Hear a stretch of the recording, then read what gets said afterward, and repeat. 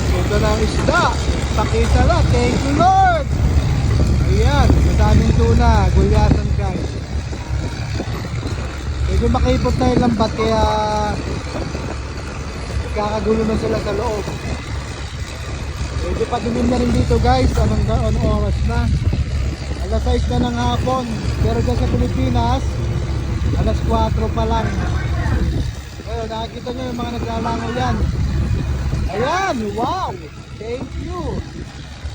Ayan, ang dami, lalaki. Daming tuna. Wow. Wow, thank you Lord, thank you Lord. Wala na kaming pag-asa kanina, kala namin nakatakas na. Pero nandito lang pala sa loob, tahimik lang siya. Yan, maraming tuna, maraming gulyasan. Ganyan ang ating